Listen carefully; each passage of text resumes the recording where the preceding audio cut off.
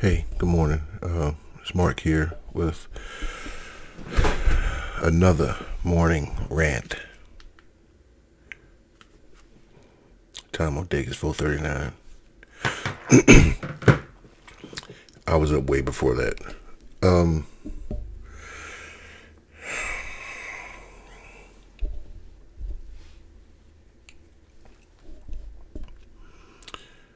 Why why is voting so important? Why is voting so important?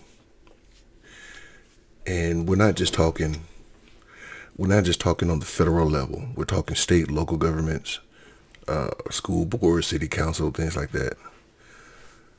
It's important because those those who are elected into those positions can affect everything from state, local, city, county, whatever, federal. One of the problems that the Democrats have is that they bring out all their people every 4 years. They really don't do any campaigning every 2 years. They bring us out every 4 years. They want to win the White House, the Senate, and the Congress. They don't care too much about local government, at least from my experience. But why is voting so important? Well, we all know what happened in Texas. We all know what's going down in Texas on the state and local level. And on the federal level, the Supreme Court did not block the law that they're doing. I mean, the Supreme Court, for the most part, has stayed out of it because they feel like they can't at this moment. No one has a right to bring a case against the state because the way the law is written, the state does not enforce it. So there's no grievance for the state for the Supreme Court to block it as far as the Supreme Court's concerned. And why do I say the Supreme Court? Well, because the ruling was 5-4. I'm sorry, it was 5-4 that they ruled that Texas can do this. Not in a legal sense, where they didn't come down with a ruling as far as bringing a court case to them, letting them decide the case and things like that. They just blocked someone from even trying to bring a case because they feel like the state, you can't sue the state because the state has put people in charge of suing people that go in for abortions in the state of Texas. And that's the genius of that bill. It takes the onus off. It takes the responsibility off the state, puts it in the hands of the people. Four justices disagreed with that. Now, let me show you. I'm not going to play any videos today. This is why voting is so important. Now, Clarence Thomas, he took over Thurgood Marshall's seat when Thurgood Marshall passed away in the early 90s. George H.W. Bush appointed Thomas. George W. Bush appointed Alito. And there's rumors that Alito is thinking about resigning. I don't know if that's true or not. Every other year they come out and say Justice Thomas is resigning, but Thomas ain't going nowhere. And I doubt Alito is going to resign anytime soon. But they say that Alito is thinking about resigning. But I digress. These three here, two of these people does not belong here. Two does not belong here. Now, I will give you Kavanaugh. Kavanaugh, I think, is legit higher because Ruth Bader Ginsburg. Oh, wait a minute. Why did you know what? I got to look into that because I think Barrett came in after Ruth Bader Ginsburg passed. I'm not sure how the hell Kavanaugh get there. Can't remember. But Gorsuch. Oh, wait a minute. No, yep, Gorsuch. not Alito, Scalia, Justice Scalia. Justice Scalia passed away the last year of Obama's presidency. He died in February of 2015, I think. And the election was in progress, and it was between Trump and Clinton. And, the fight was Obama did not have the Senate. He did not have the Senate. The Senate was in the hands of the Republicans. And so they have to advise and consent on Supreme Court nominations. The White House picks, the president picks, Senate advise and consent. So they tried to get Merrick Garland, who is now the Attorney General, they tried to get him into Gorsuch's seat. Nobody would speak to, not Kavanaugh, no one would speak to, damn, I just said his name.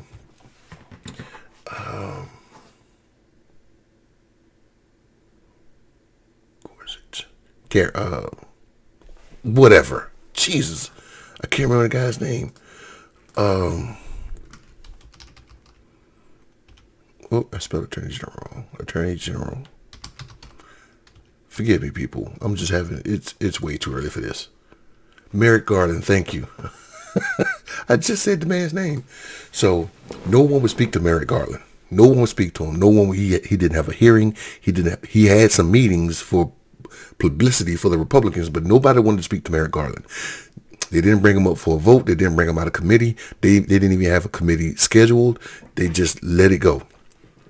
So Gorsuch got that seat. Trump put him in once he won the White House. So technically, the GOP stole that seat. Okay. Now, who died? I can't remember how Kavanaugh got his seat, but I will give Trump that one. Okay.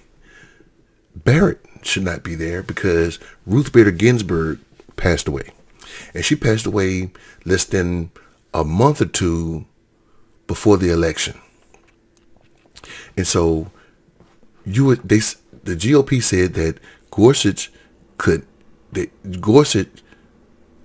GOP said that Merrick Garland should not be given any opportunities because we're in the heat of the campaign, and that we shouldn't do it. We're in the heat of the campaign. People are out there thinking about voting. They're going through the primaries. We should not do it. And that's why they held on to this seat for about 10 months before Trump got elected. When Trump got elected, put Gorsuch in, he won. When Barrett, it was less than 2 months before the election. 2 months. Now, mind you, Gorsuch was 10. She was 2. They rammed her through and got her in. So technically 2, and I can't remember how Kavanaugh got his seat, but I do know the controversy between Gorsuch and Barrett. 2 of these people should not be here. But because they're there, they decided on this abortion thing. Now, we can argue abortions, but the court wouldn't even take up the case. The court wouldn't even take up the case. And 5 other justices out of 9 said, we're not going to look at this right now because the state, you have no standing to sue the state because the state is not enforcing the law. This is why voting is so important. If people had came out and showed up and showed out in 2016, Trump may have not been elected. Clinton would be in the White House, and she could have nominated whomever she wanted to nominate, and the court would be at least balanced for the most part. Okay. Now, when it comes to abortions and women's rights, it's a hot button issue. It's a hot button topic. People are concerned about abortions in this country.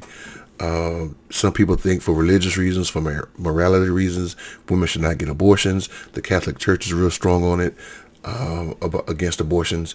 Many people in this nation have abortions for many reasons. I went through all the different analysis and looking at all the numbers and demographics of women who have abortion, their age range of when they have abortions, even why they have abortions, and the numbers are if they're accurate, the numbers are accurate. If that makes sense. But the GOP, and I've seen this a lot, the GOP cares about life at conception. They care about the child when it's in the womb, right? Once that baby is born, they don't give a shit, because they're not for social programs of helping impoverished women. They want to cut social programs. They want to cut welfare. They want to cut food stamps. They want to cut Head Start. They want to cut money to education, the public education. They want to cut. They don't care about the child after it's born. They do not care. They will take, and we can argue illegal immigration. We can argue immigration.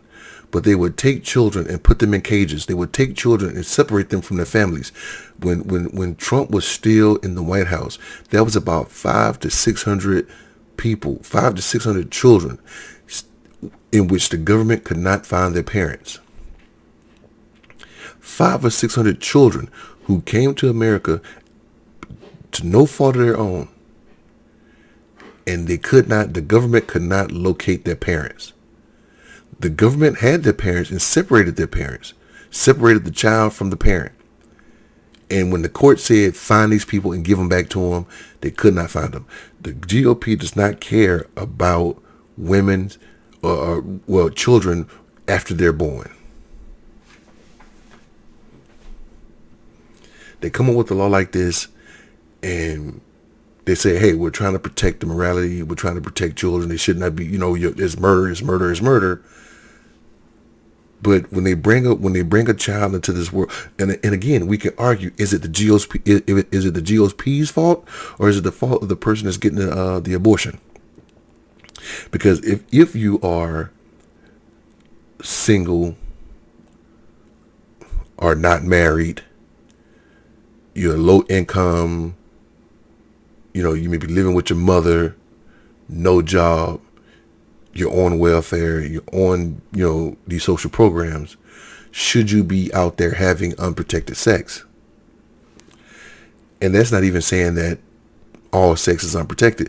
Maybe she was on the pill. Maybe he had a condom. And for whatever reason, the baby was still born. It happens a lot. Maybe you were being responsible and boom, you just got pregnant and you wasn't ready for pregnancy. Maybe the child has a defect. Maybe you were raped by whomever. Maybe it was incest and you don't want to carry that child. It's a lot of reasons why you can go and say, hey, this is why I want this abortion. But the GOP don't care. You're going to have that child. You better not put that child on any social programs.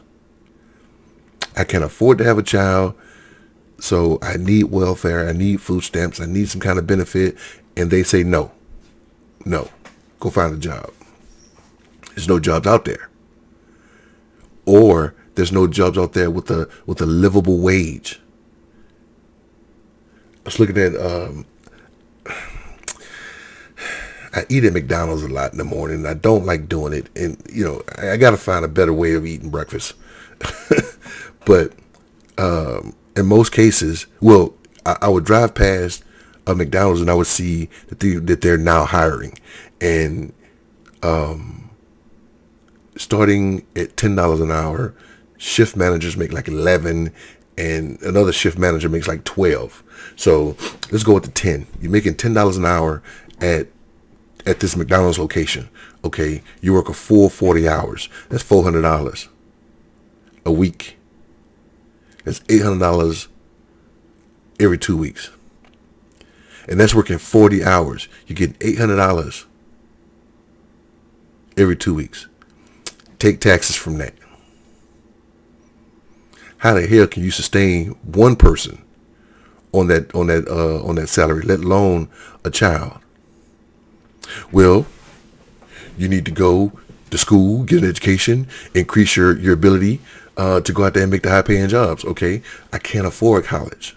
So what do? I go get a student loan. So now after 4 years of college, I owe $100,000.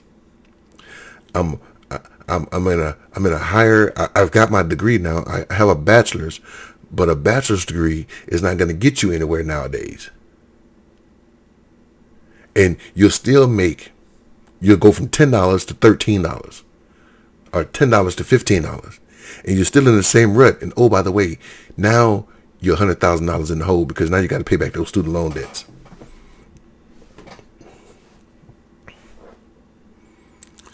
Barack Obama and Michelle Obama didn't pay off their student loan debts until the man became president and his books started selling.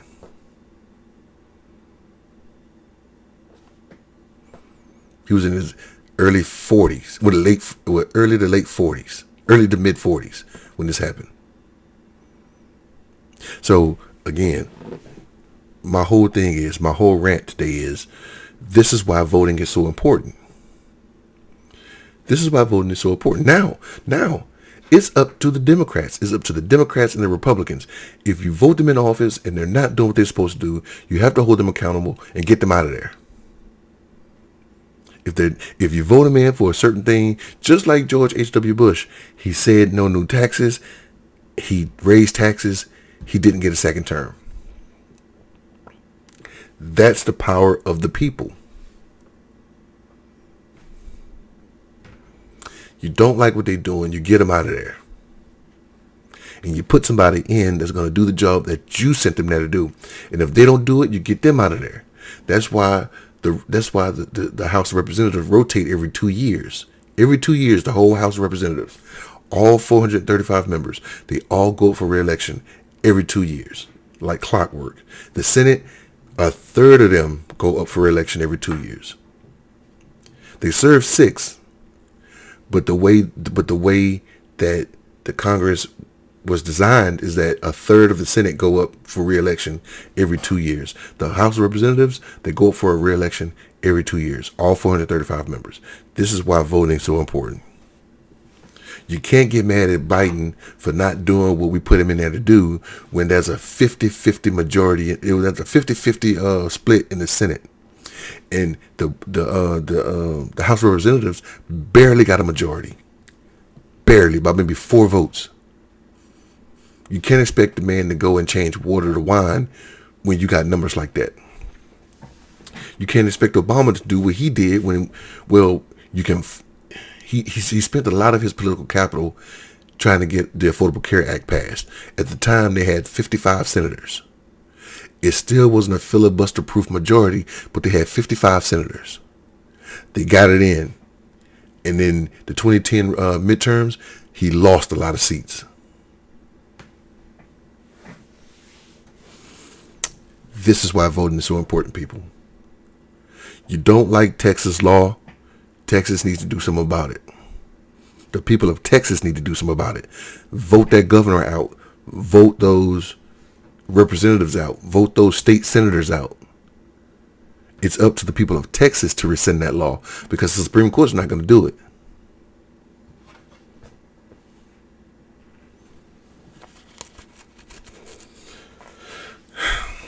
Okay.